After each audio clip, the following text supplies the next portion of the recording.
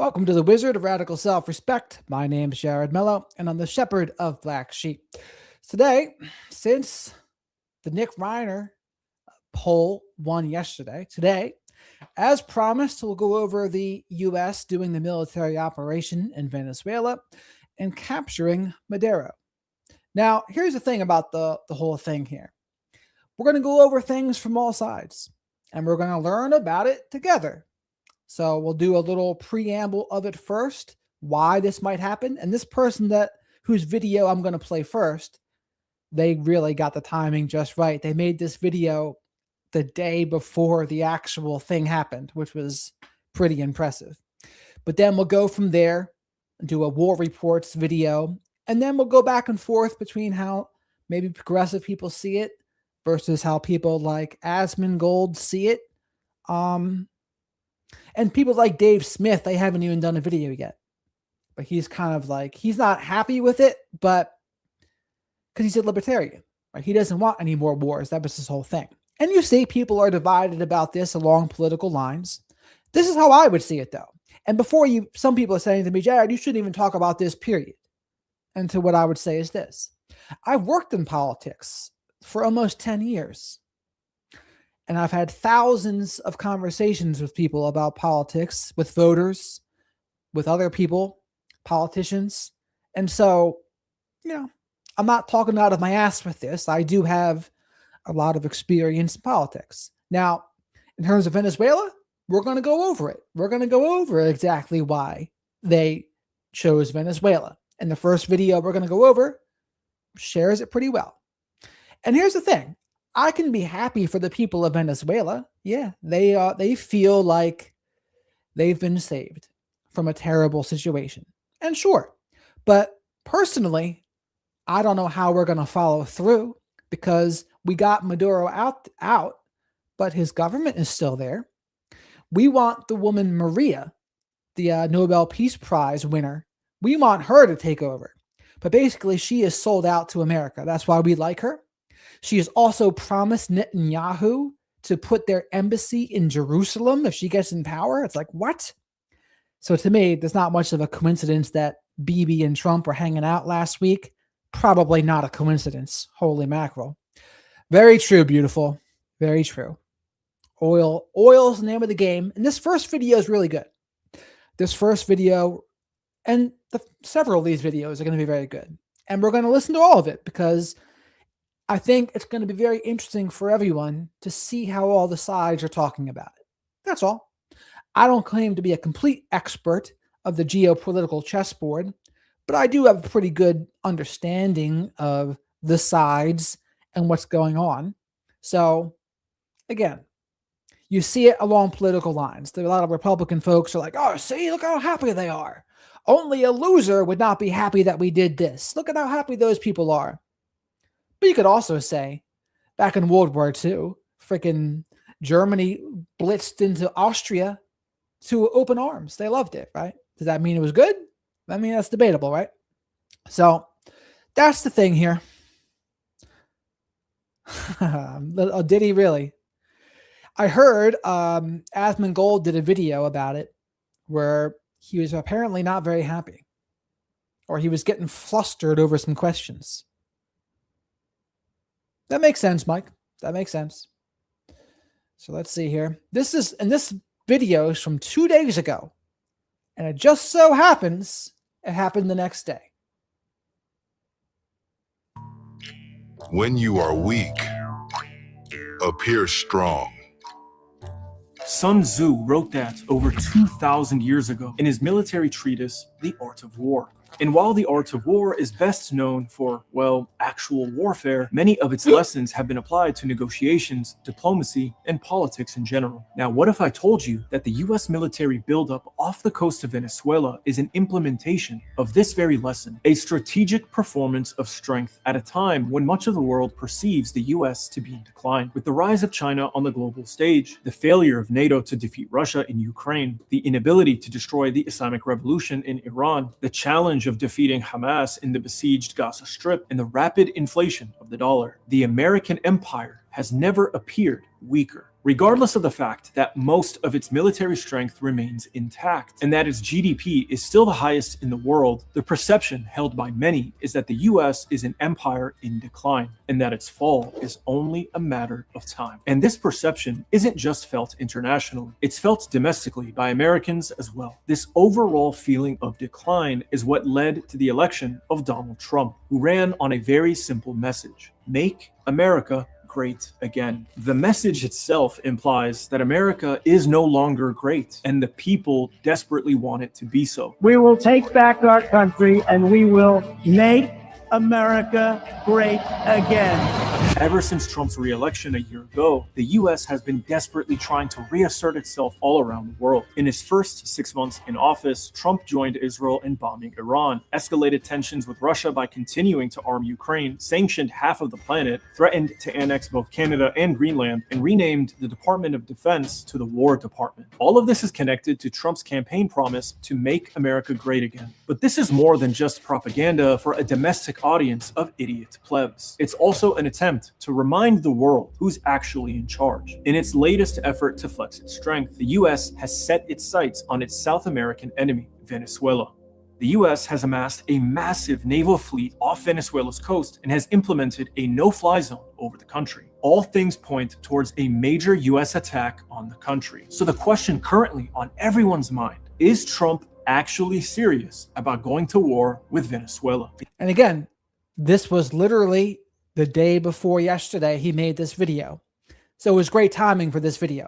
But this is the backdrop of exactly what's going on, and I think exactly what Trump and friends are thinking.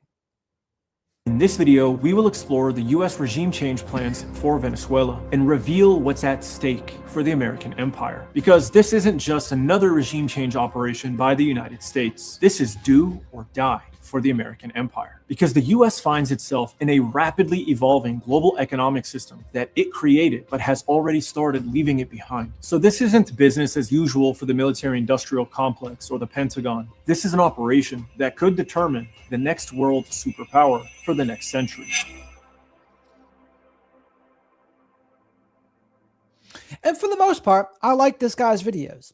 He does a good job with this content.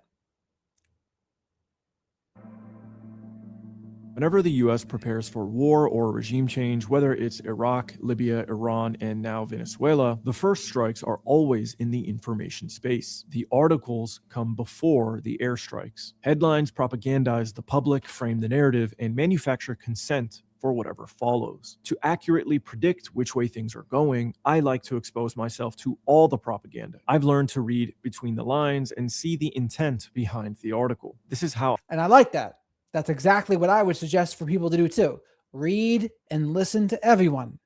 When you listen to everyone and you see how all of the sides talk about the same issue differently, you'll be able to put pieces of the puzzle together. I think that's super important. I was able to predict the Israel-Iran war months before it happened. A great tool that helped me do that was Ground News. Ground News is an app and website that pulls in. And normally I skip through their ads, but this is actually probably a good thing here, this app. So I'll let it play. Information from everywhere all at once and compares how different outlets, whether it's left, right, foreign, or domestic, are framing the same story, adding context like factuality and ownership so you can see the full picture. Because when Washington signals a new threat, you'll see the coverage shift in real time. Language gets coordinated. All of a sudden, the talking points start to rhyme. Ground News helps you expose that pattern. Let's take a look at this headline, for example. U.S. military conducts 20-second strike on alleged drug boat in Eastern Pacific, killing 4 people. Ground News allows us to compare the bias across 237 articles reporting on this story. They summarize the bias comparison for us. Left-leaning outlets frame the military strike with skepticism. They question the lack of evidence for drug claims. Conversely, right-leaning coverage asserts the targets were narco-terrorists from a designated terrorist organization. The core divergence lies in portraying military action as as either a scrutinized ethical dilemma or a justified national security measure against perceived threats. Now, let's assess the accuracy of Ground News' bias comparison by taking a look at the way this right-leaning platform, Breitbart, reported the story. U.S. military strike kills 4 narco-terrorists, destroys drug vessel in Eastern Pacific. Just as Ground News told us in the bias comparison, the language that the right uses is decisive and justifies the strike. There is no room for doubt. To Breitbart, the boat was a drug vessel and the people who died were narco-terrorists. But And again, taking the step back like this, I think this is a good way to look at it all. Ground News takes us even deeper by letting me quickly see who owns Breitbart and how factual their article was. This information quickly tells me why the story is being presented in this way. And if you watch my channel, you already know this information is essential, which is why Ground News is such a valuable tool for me. In my opinion, everyone should be processing their information through a tool like Ground News. And now you have a great opportunity to do so. Ground News is giving... And you don't necessarily need Ground News, but you just do need to have the open-mindedness and willingness to listen to everyone. And then the ability to be intellectually honest and good faith about what you hear. That's where a lot of people fall. They'll hear something that goes against what they believe, and they're left with a choice. All right, do I follow through with what I believe, or do I go with the group that I'm a part of and what they believe? We know what most people do.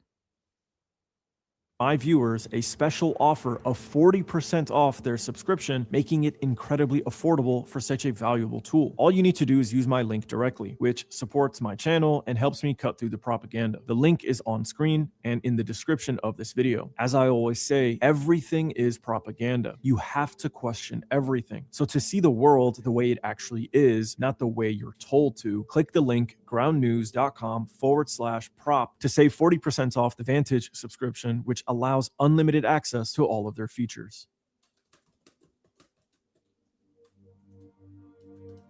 To understand why the US is now threatening war with Venezuela, we first need to explore some basic history. Venezuela is a very unique country in South America. It carries the legacy of Simon Bolivar, the revolutionary who fought to liberate Latin America from European colonial rule. Bolivar did not just want independence for Venezuela. He wanted a united, sovereign South American continent, one strong enough to resist outside empires. That vision alone put Venezuela in ideological conflict with the United States, which has long viewed the Western Hemisphere as its sphere of influence under the Monroe Doctrine, a policy that essentially states this half of the planet belongs to us.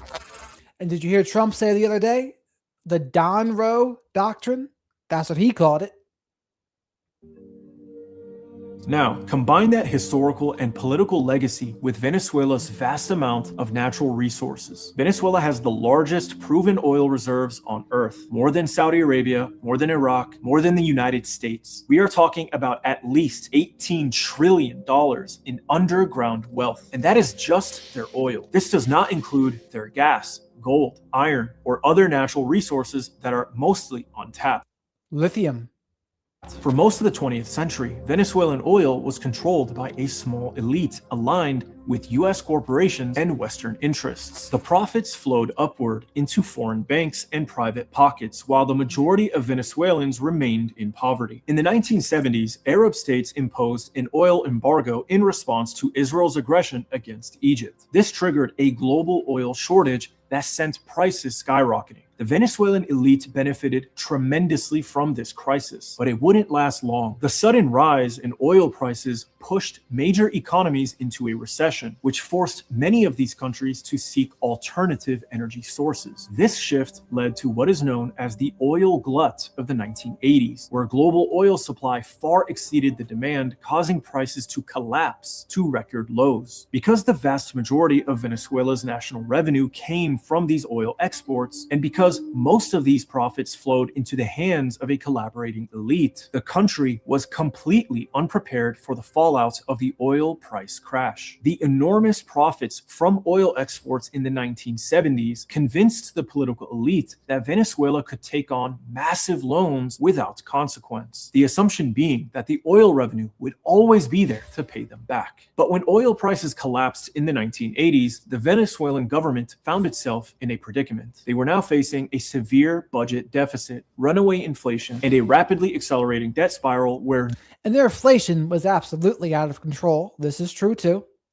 And the Maduro government was a socialist government that was having everyone else live in squalor, for lack of a better word, which is why many of the Venezuelan people are happy that we have done this. But again, as far as America's interest goes, it's like, is this what we want? I don't think the reasons why they said we did this are the reasons. The reasons this guy talks about are the reasons. new loans had to be taken to pay off the old loans. At the time, Venezuela had international reserves of $300 million and a debt of $34 billion, with a poverty rate of 70%. It was a complete shit show. The Venezuelan government was trapped between the need to modernize their economy and pull their people out of poverty, while also addressing the debt crisis before it could further spiral out of control. International lenders like the IMF and World Bank offered to step in with even more loans, but on the condition that the government liberalize the economy and implement austerity measures. Yeah. Simply put, austerity is when governments slash spending by reducing. Now, this is a propaganda line because Maduro is a global narco-terrorist. The precursor chemical comes into Venezuela from China. Venezuela is not even in the top 5 of drugs coming to the country. Not even the top 5. That you've just bought the propaganda. Or outright cutting budgets for public services and subsidies. This is done either to balance the budget or to pay off the interest-bearing loans owed to institutions like the IMF or World Bank. But austerity isn't just cutting public spending. Sometimes, in order to appease the banks that now effectively own the economy, nations are required to liberalize the economy, or in other words, give up state control of key aspects of industry and hand them over to private corporations, usually with Western ownership and investment. Venezuela's president at the time, Carlos Andrés Pérez, won his second term by campaigning against austerity, promising to protect social programs and maintain subsidies. But once in office, he reversed course and implemented the very austerity measures he had condemned. Entire sectors of the economy were privatized, social spending was slashed, and most importantly, government fuel subsidies were completely dismantled. The most controversial part of the reform package was the removal of these gasoline subsidies that had kept domestic fuel prices far below international rates and even below production cost. To understand how drastic this was, you need a little bit of context. In oil-rich countries like Iran and Venezuela, government subsidies push gasoline prices to extremely low levels. For example, in Venezuela today, a gallon of gas costs just 8 cents. That's right, 8 cents. Meanwhile, where I live in Florida, that same gallon costs at least $2.85, which is 35 times more expensive. Now, this sounds wonderful until you realize that the average salary per month in Venezuela is just $8. Right. Doesn't add up too good, does it? So gasoline has to be that cheap. Otherwise, people can't get around and economy cannot function. So in a country where 70% of the population at the time was already living in poverty, the removal of these energy subsidies didn't just raise prices. It effectively paralyzed the poor and pushed an entire population to the brink. This sparked a nationwide uprising known as El Caracazo, where the government responded by massacring protesters in the streets for rejecting US-backed austerity.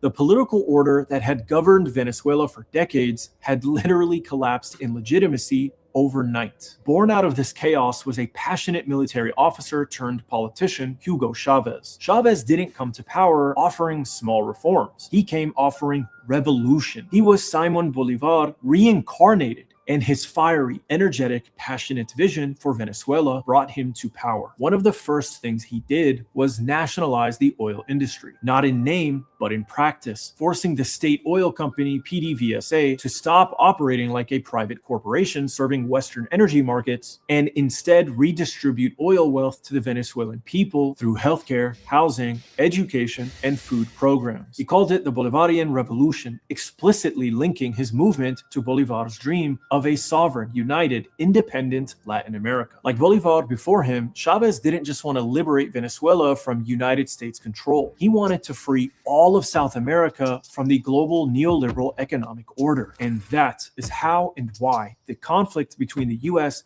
and Venezuela became inevitable. Because when a nation with the largest oil reserves on Earth declares that its resources belong to its own people, not to Exxon, not to Chevron, not to the IMF, the World Bank, or Washington, that's not just disobedience. That is a direct threat to the American imperial strategy in the Western Hemisphere, a threat to the petrodollar, a threat to US geopolitical dominance, a threat to a 200-year-old doctrine that says Latin America must remain subordinate. And that, not democracy, not human rights, not corruption, not drugs, is why the United States has spent the last 2 decades.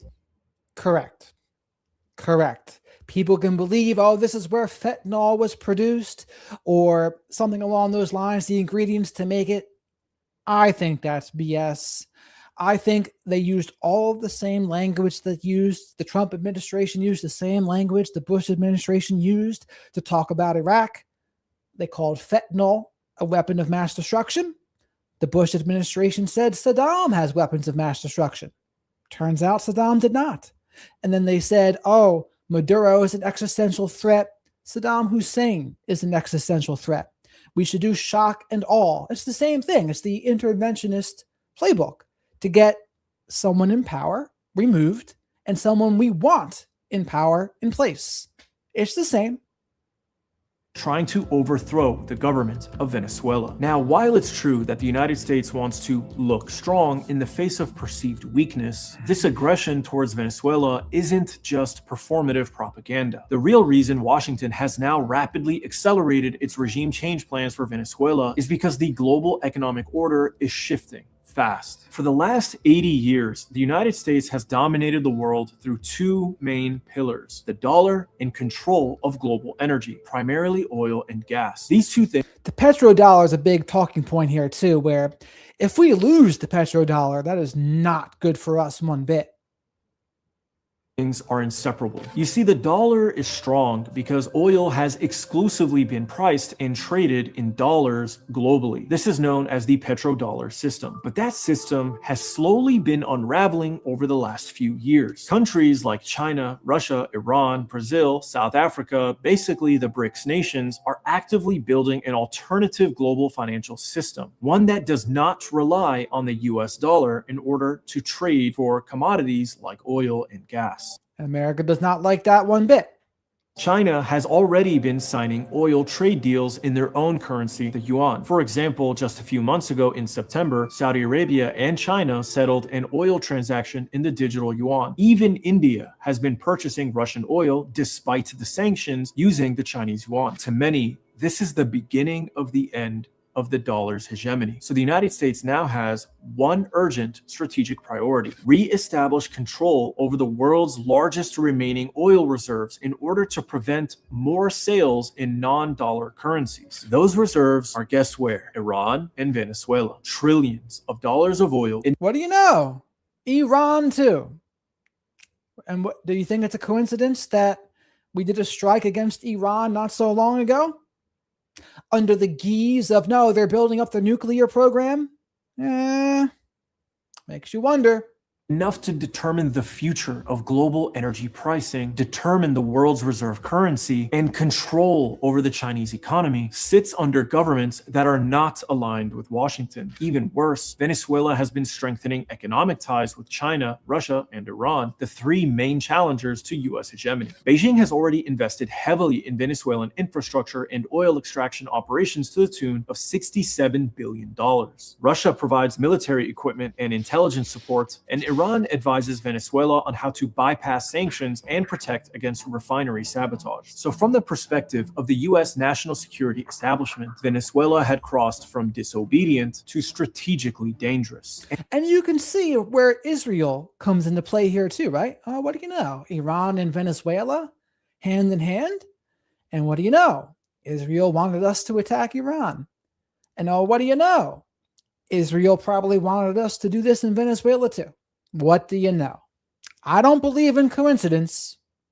And time was quickly running out to prevent them from joining BRICS. Because if Venezuela, China, and the entire BRICS bloc began to finalize oil trade outside of the dollar system, it would have undermined the petrodollar, weakened US global financial power, accelerated the shift. And here's the thing. I don't care about Maduro at all. I'm not defending anything he's done. He's a socialist. What I'm calling out is the reasons why America's caring about this. We are very selective in what we care about. And I don't think that's the coincidence. That's what I'm talking about. Is this good for the Venezuelan people? Yeah, it very well might be. And for them, I'm happy about that. But in terms of us, I mean, let's not get it twisted. Trump ran on no new wars, no new regime changes. We will not be the global policeman. But then you do military operations in Iran, military operations in Venezuela. That is not adhering to that campaign promise at all. Now, again, I won't call this a war, because let's face it also, we have not had an official war since World War II. That's the last time Congress gave us approval. Everything else has been a police or military action that they didn't really need Congress's approval for. Now they're skirting the Constitution a little bit when they do that. And Thomas Massie did say that as much on X as well. Toward a multipolar world and remove the economic basis of the US empire itself. So again, this is not about democracy, corruption, or even drug trafficking. This is about preventing global power from changing hands. So when the US positions its navy outside Venezuela today, it's not simply flexing for its domestic audience of idiot plebs. It is defending the core operating system of the American empire. Whoever controls Venezuelan oil in the next decade will have leverage in this new global economic order that is rapidly taking shape. That is why. And so, Mike, what I would ask you is, you just don't think any of this oil motive is a thing at all? You think this is all just fabricated? Is that what you think? I don't know how you can think that, but why war is suddenly on the table. There have been many opposition figures over the years that the US has officially recognized as Venezuela's legitimate leadership. The most recent is Maria Corina Machado, who has been going viral recently, not only because she very controversially won the Nobel Peace Prize for her stated work to... And I agree, beautiful. It's all about, they're playing the word games, right? When we do these military actions, it's just a way to say, oh, we're not at war. It's a military action. It's a way to get around Congress's approval.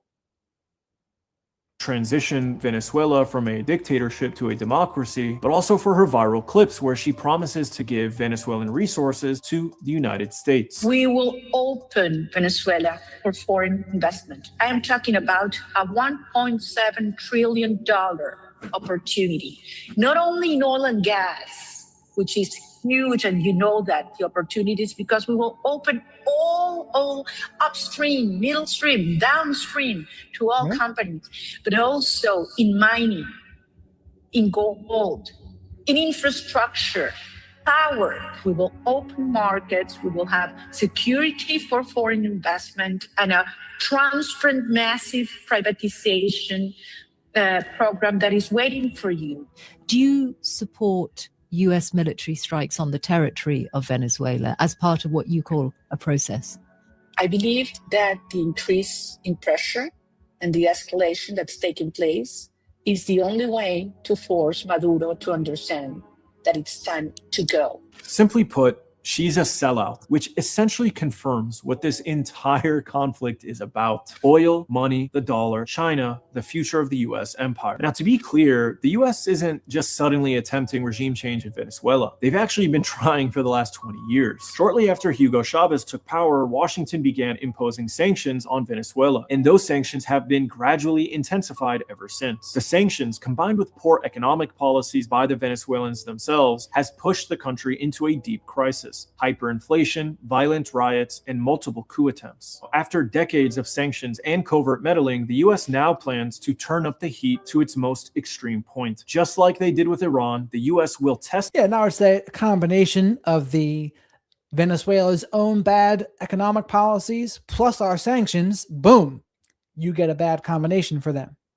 The strength of the Venezuelan regime by assassinating key figures and delivering strikes on infrastructure. The United States recently deployed its largest and newest aircraft carrier, the USS Gerald R. Ford, which is a carrier capable of launching and supporting over 75 aircraft on its own. And with the recent order to vacate the skies over Venezuela, Trump has already set the stage for aerial strikes deep inside the country. Only time will tell if Venezuela can survive this showdown. But one thing is certain, the United States is very serious, and it will continue to escalate as far as it needs to in order to overthrow the Venezuelan government. So what do you think? Let me know in the comment section. Before you go, I want to give a very special shout out to the... So what do you think out there, folks?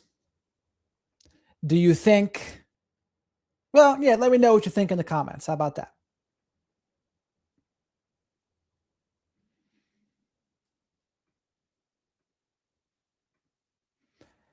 Let's see here.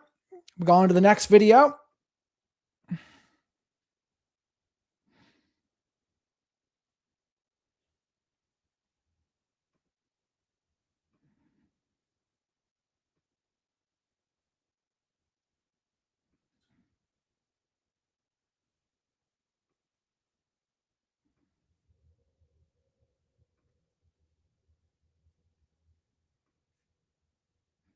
The United States government has successfully carried out a large-scale strike against Venezuela and its leader, President Nicolas Maduro, who has been captured and flown out of the country.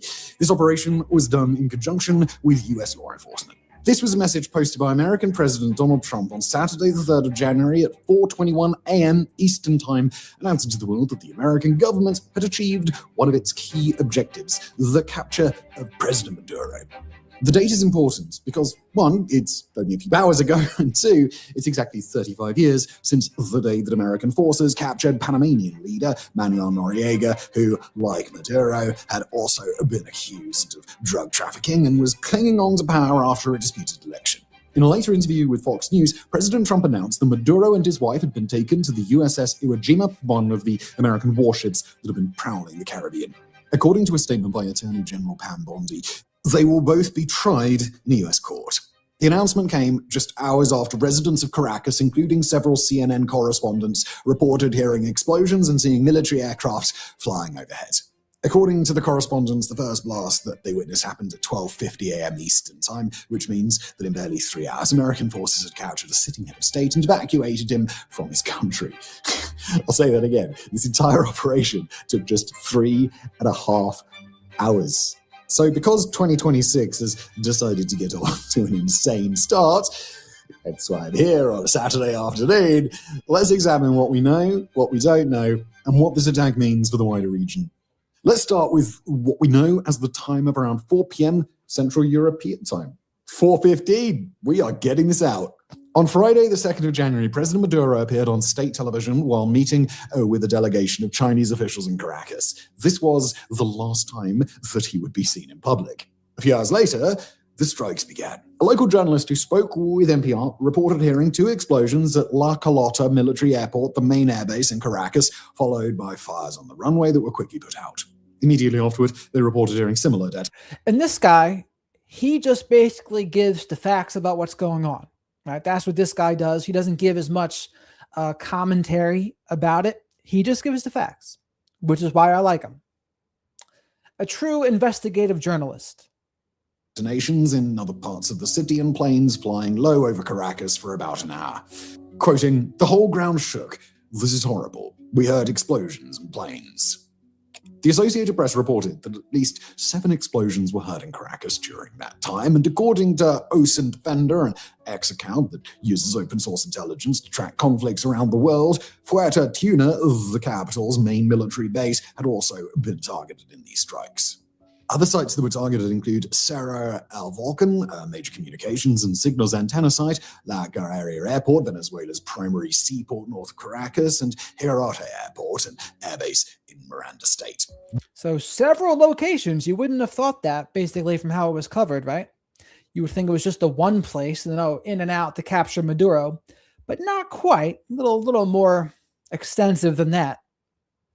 While other locations may have been targeted, these are the only ones that have been confirmed by sources on the ground. According to American officials who spoke with CBS, Delta Force, an elite special forces unit of the US Army, carried out the attacks. The same officials told CBS that the military had discussed conducting the mission in Venezuela on Christmas Day, but US airstrikes in Nigeria against ISIS targets took precedence. The days after Christmas gave the military more options, but the operation was held off until the weather was favorable enough to proceed. And proceed it did. Once the dust had settled, Maduro had been captured, and Trump made his announcement on Truth Social. And with that, the unspoken assumptions of that last 3.5 decades of US policy towards Latin America had been flipped on their head. At the moment, it seems that there won't be any further attacks. Mike Lee, a US senator who spoke with Secretary of State Marco Rubio after the attacks, posted on X that the secretary anticipated no further action now that Maduro was in custody. He also announced that Maduro would stand trial on criminal charges in the US, where he has been charged with narco-terrorism, corruption, drug trafficking, and a host of other criminal charges. Not that the lack of planned further attacks made much difference in Caracas. The government announced a state of emergency, demanded proof that Maduro was alive, and an emergency meeting of the UN Security Council to discuss the US attacks. Venezuelan Defense Minister Vladimir Padrino Lopez, while calling for calm and a unified front, announced that the military would be deployed across the nation to defend against what he called the worst aggression ever against Venezuela. Quoting me here, "They've attacked us, but they will not subdue us. Let's not succumb to the panic the enemy seeks to instill." Additionally, Caracas urged supporters to take to the streets. This call was answered in neighborhoods in which Maduro enjoys popular support, where, according to the AP, armed individuals and ununiformed members of a civilian militia took to the streets while holding posters of Maduro. In other parts of the city, the streets remained empty. Hours after the attack, parts of the city remained without power, but vehicles moved freely. Outside of Venezuela, reactions have been varied, to say the least. In Latin America, Argentinian President Javier Milei celebrated the news, saying that freedom had finally come to Venezuela, while Colombian President Gustavo Petro, who has also been a target of Trump's ire, condemned the strikes as an assault on the sovereignty of Latin America. Warning of a humanitarian crisis.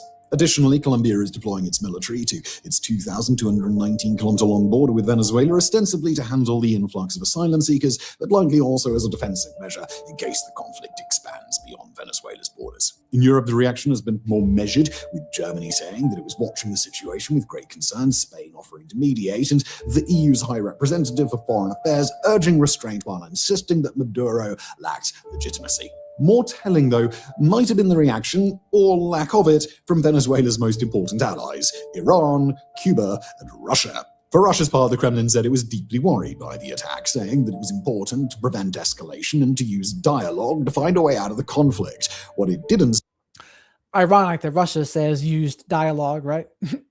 say was that today's events came just months after Moscow and Caracas signed a new strategic partnership meant in part to improve Venezuela's military. A partnership that seems to have been about as useful to Caracas as Iran's partnership with Russia was for Tehran during last year's war with Israel. Savage. Speaking of Tehran, Iran's foreign ministry described the attack as a flagrant violation of the national sovereignty and territorial integrity of Venezuela, while Cuba's President Miguel Diaz-Canel Bermudez called for the international community to denounce what he described as state terrorism against the Venezuelan people. And just in case you're playing Axis of Resistance bingo there, China, another friend of Venezuela, is yet to publicly respond. With all this in mind, let's now look at what we don't know.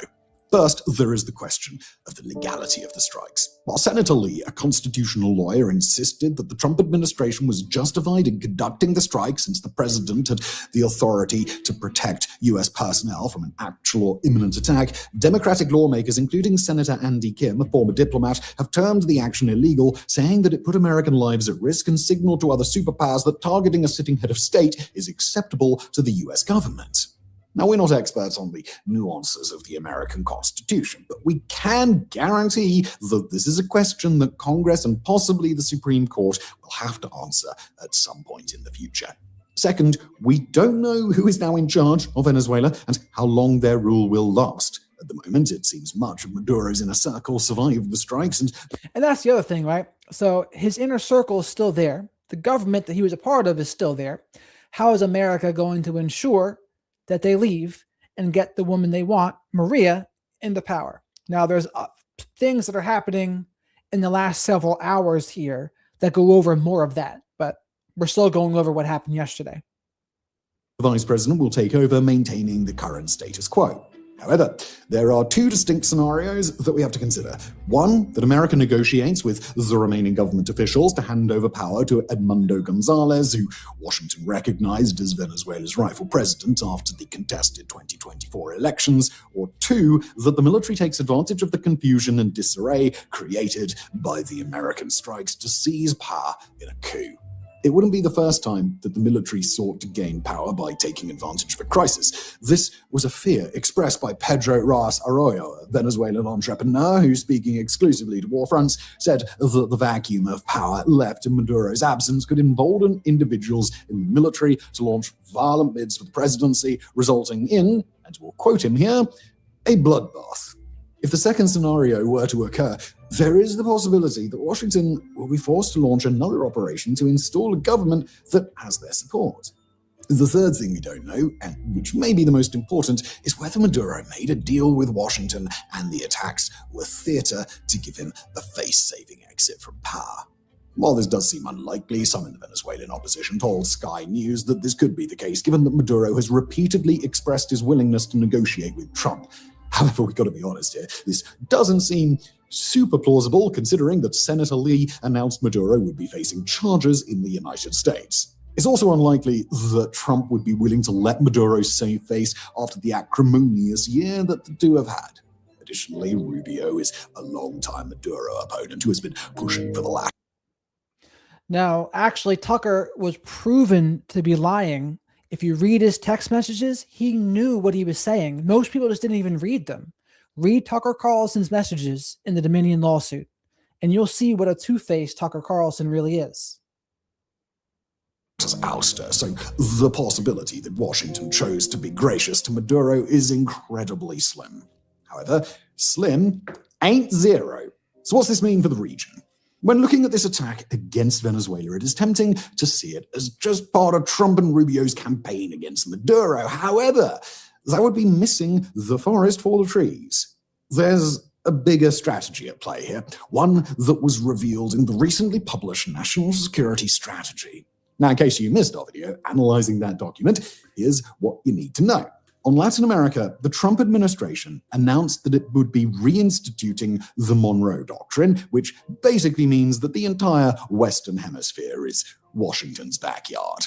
Other superpowers, they're not welcome, and regimes in every country need to be aligned with America's interests, or they will have to deal with an angry Washington. This is why the operation matters far beyond Venezuela's borders. Every leader in Latin America is now watching and calculating if the United States can conduct a decapitation strike against a sitting president in a matter of hours. What does that mean for their own security? What red lines exist anymore? Cuba's got to be particularly nervous right now.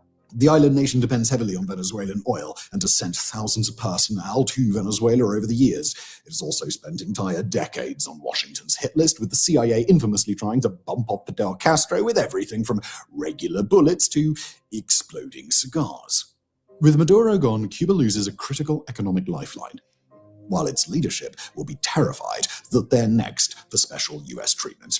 Nicaragua's Daniel Ortega, another vocal critic of Washington with close ties to Russia and China, must also be wondering if he's on the list. And while Colombian President Gustavo Petro is likely safe due to Bogota's long history of cooperation with Washington, he is likely, at the very least, feeling a bit anxious today. But it's not just America's adversaries who should be recalculating. Even friendly governments should be asking questions about what their relationship with Washington means for their rule. Mexico's President Claudia Sheinbaum has maintained a delicate balancing act between Washington and her own agenda. Now, she undoubtedly faces pressure to more definitively support what Trump wants, even if it goes against what she wants.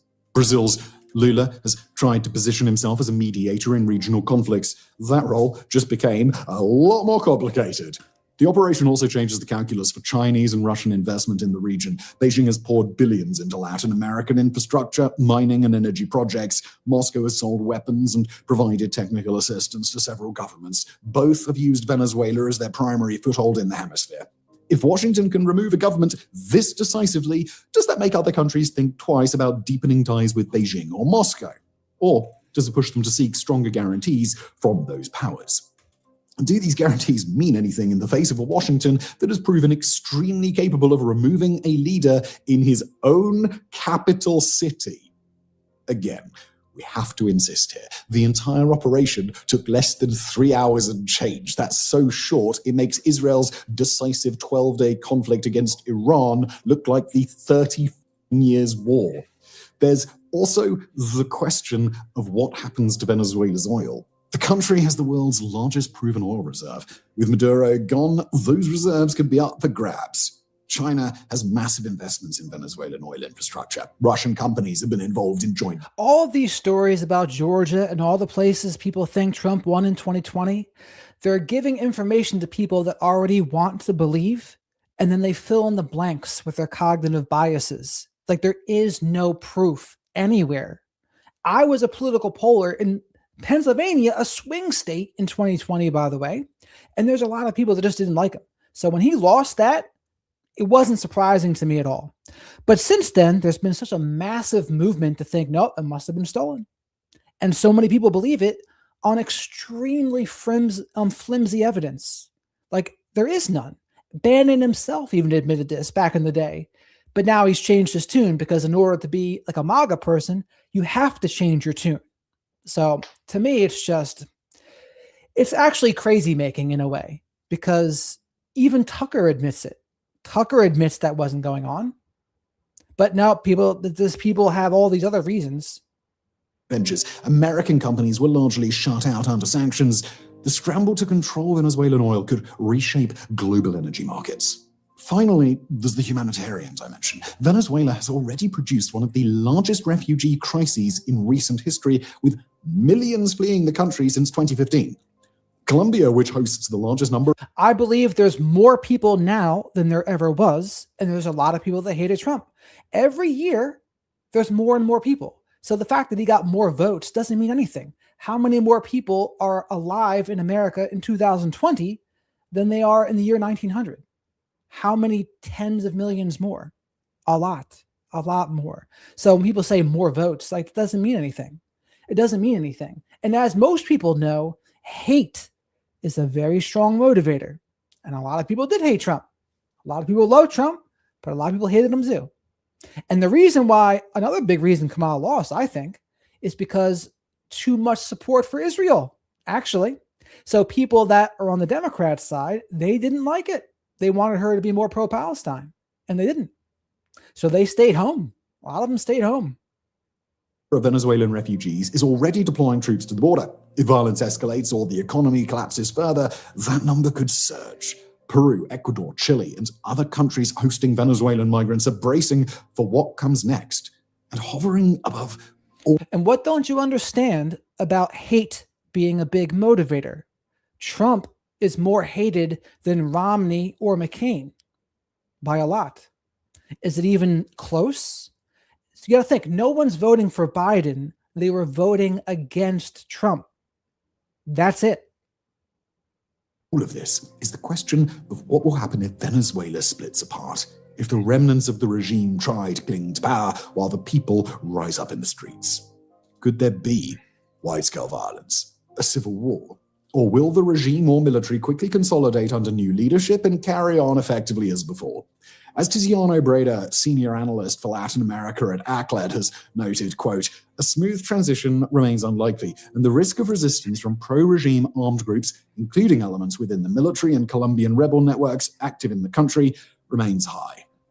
In short, we can't say for certain what will happen next. What we can say is that this is a crisis whose impact will be felt long after Maduro's successor has been chosen.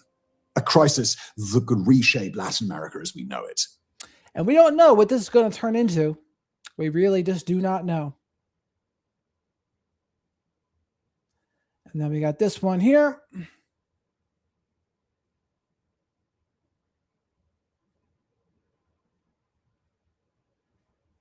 Dr. Grande. Today, I will analyze the capture of Nicolas Maduro. First, I'll look at the background of this case, move to the timeline of the incident, then offer my analysis. Nicolas Maduro was born on November 23, 1962, and lived in Caracas, Venezuela. He worked as a bus driver before being elected to the National Assembly. I'm sorry. I just don't like the fact that Israel has an 83% kill rate of women and children in Palestine. Not too good.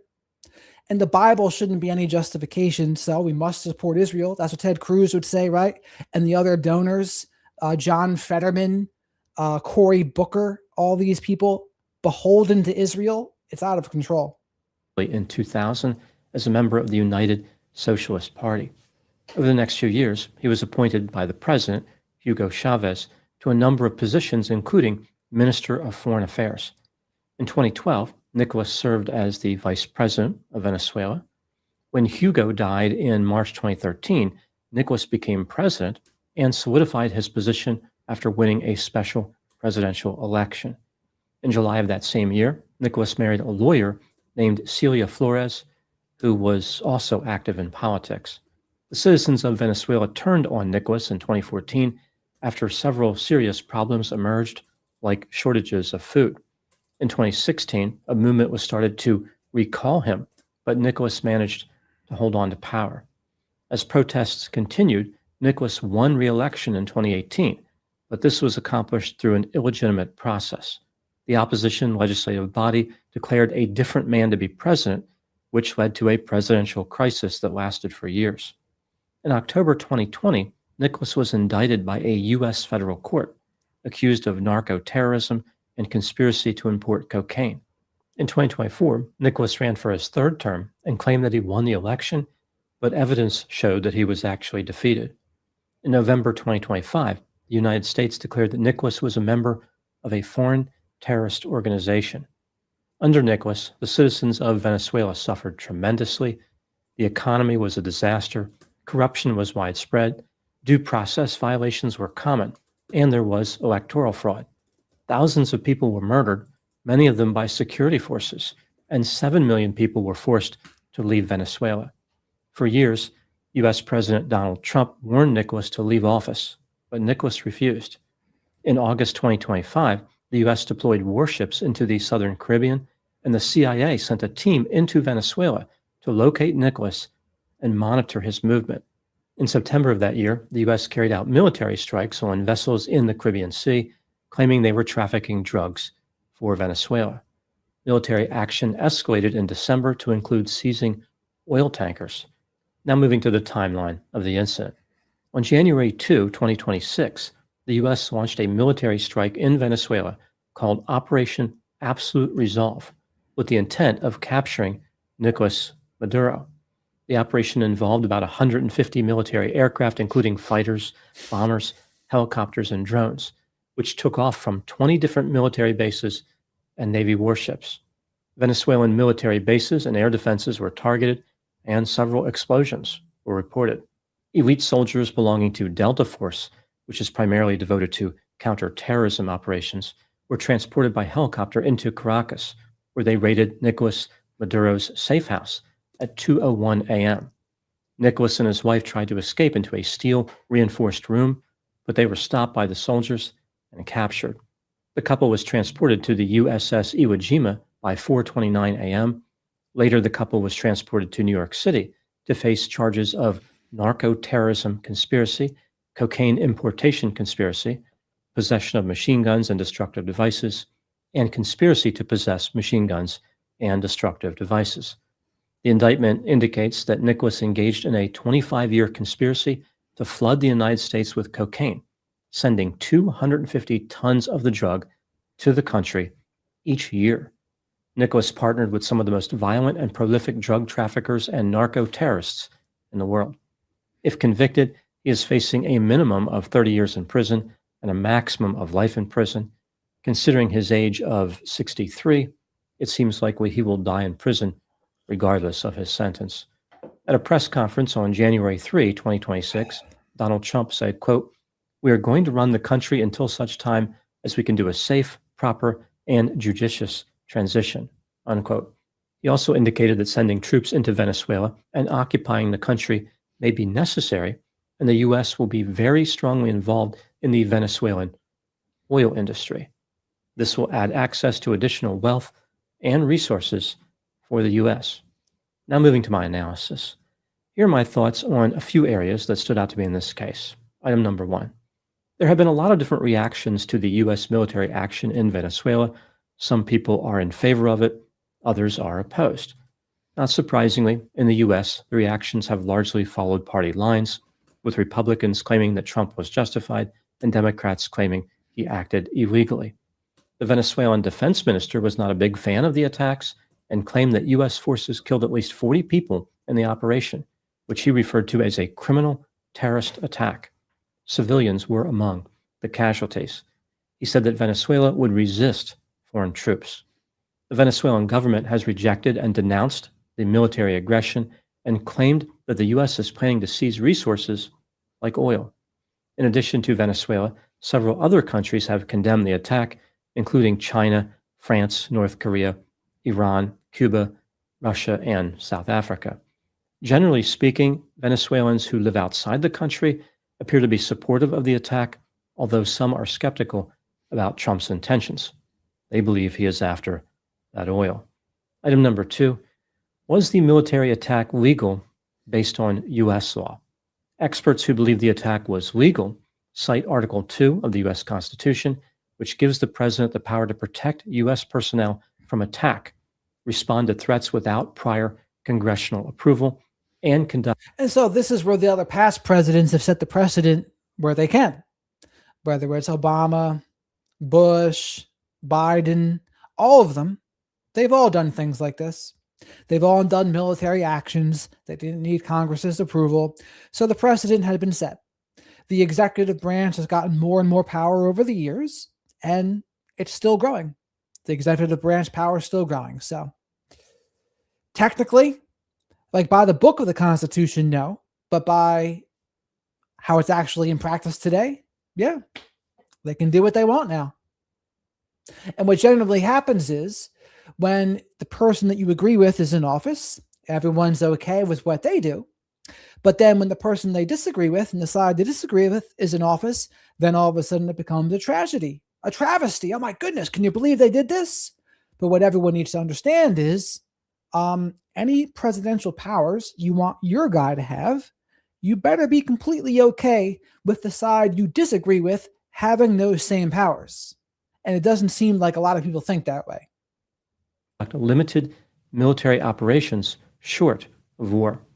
They argued that the attack does not qualify as war under the War Powers Resolution because it was limited in scope and duration, there was no occupation, and the primary objective was seizing a fugitive from justice.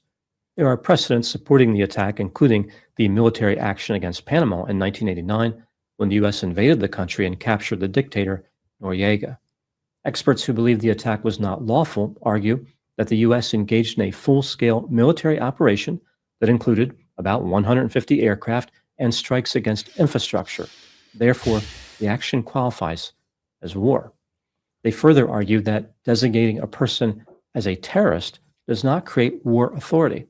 A criminal indictment does not equal a license to invade a sovereign nation. They point out how this action could set a disturbing precedent. Should the President of the United States be able to unilaterally arrest foreign leaders abroad? And I would argue that the precedent had just already been set. It's already been happening. When weighing the arguments both for and against, do I believe that U.S. military action in Venezuela was legal under U.S. law? In my opinion, it probably was legal.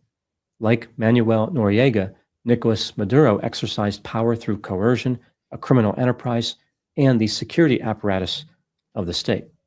Item number 3, I've talked about the arguments about the legality of the military action in the United States, but what about globally? Was the capture of Nicolas legal under international law?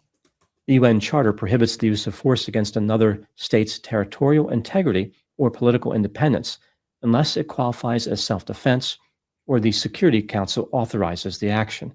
The U.S. did not have Security Council authorization, so the debate centers around the self-defense argument. Experts who believe U.S. actions were justified under international law argue that narco-terrorism is very dangerous. The violence personally directed by Nicolas caused a lot of people in the U.S. to die. The people of Venezuela were unable or unwilling to stop Nicolas. As far as the allegation that the U.S. attacked the sovereignty of Venezuela, Nicolas was not actually the legitimate head of state. He was no longer the lawful president. Right. They say he lost the election but refused to leave power. He was simply a narco-terrorist who was holding the country hostage. A man cannot escape from criminal charges simply by calling himself the president. Experts who believe the U.S. military strike was illegal under international law argue that drug trafficking is not the same as imminent armed attack. Furthermore, any type of language suggesting regime change, like "we are going to run the country," undermines the claim that the attack was self-defense. These experts believe that Donald Trump's behavior qualifies as a crime of aggression. When considering the evidence in light of international law, do I believe the attack was legal? In my opinion, the strike was probably not legal as far as international law. Item number 4, even if the military strike is later determined to be a violation of U.S. or international law, it will not prevent Nicolas Maduro from going to trial. How a defendant is brought before the court does not invalidate jurisdiction. Nicolas underestimated the resolve of the Trump administration to put him in prison. He confused sovereignty with immunity and overestimated the ability of international law to protect him. Once he was caught, it was game over. Nicolas is now doomed either way. He should have accepted one of the many offers to leave Venezuela and live a life of luxury somewhere else. Now moving to my final thoughts. Regardless of the outcome of the inevitable challenges to the legality of the attack, it's a good thing that Nicolas Maduro is no longer in power in Venezuela. Lives will be saved because of this, and the operation sends a stark and frightening message to other narco-terrorists that their days are numbered. They can't count on U.S. or international law to protect them. They will always be just one indictment away from having their countries raided by overwhelming military force.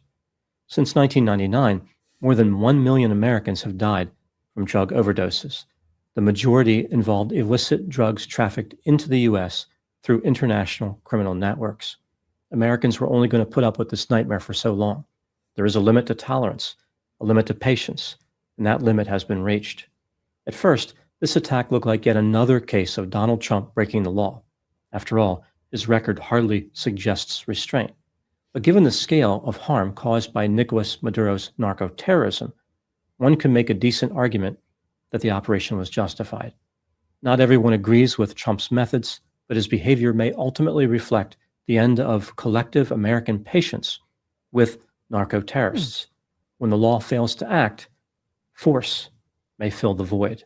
Those are my thoughts on the capture of Nicolas Maduro. Thank you so much for watching. I'll talk to you soon. Interesting thoughts by Dr. Grande. The thing's just going to be, how do we get the rest of the people there out of power? And then what happens from here? Because no Americans were killed in this. No planes were killed in this. So as far as the American citizens go, what did it do to them? Nothing yet. It's just a matter of what's going to happen to it in the future. That's pretty much it. And no, I mean, Congress has dwindled their power for years and years. That's just what they've done. They can blame themselves for that because they don't want to take accountability for anything they do. So that's why Congress has such a poor approval rating. But anyway, think I've had a bad day today. I'm going to wrap it up here with this. Maybe we'll do more. We'll see.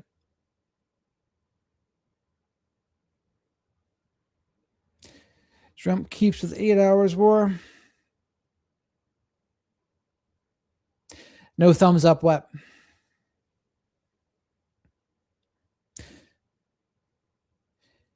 Well, I mean, Dr. Grande knows he's neither, right? He's not a Republican or a Democrat. So he has to, especially when you're that big on YouTube, you have to play it safe. You don't play it safe, you lose people. That's just how it goes. Now, I lost my Facebook account today. So that's why I'm mad, because I got my Facebook hacked. And so I lost access to my password and username. And so I got to see if I can try to get it back. But there's almost 200,000 people that were following me there, and I lost the whole thing. So I'm not very happy about that. And I don't know how I'll be able to get it back because they changed my email and my phone number. So I really don't know. I've tried to call Meta on Instagram, and they're not letting me. So we'll have to see.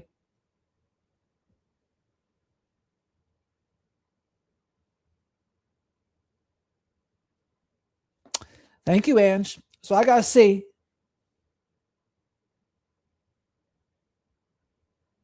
It's disappointing. I mean, I've had 10 years of building that thing.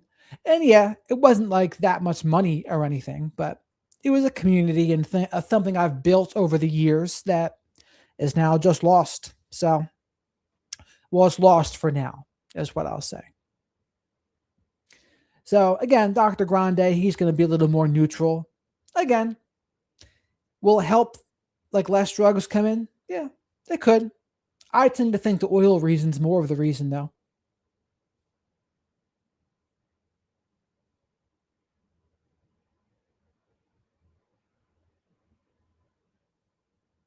I might have to do that, Aramis. I might have to do that. One of those white hat people. Thank you, Songbits. We'll have to see.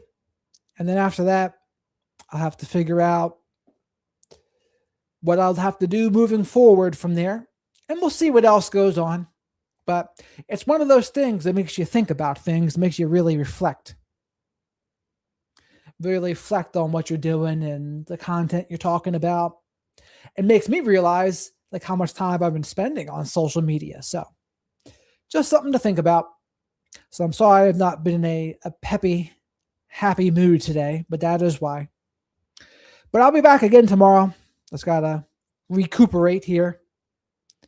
And we'll see. We'll see what news is out tomorrow. So if you're still here, remember to like the video. If you're still here, subscribe to the channel if you're not already. And I will talk to you all tomorrow. Thank you, Sam. Thank you, YouTube. I'll need it. I'll need some good luck for that.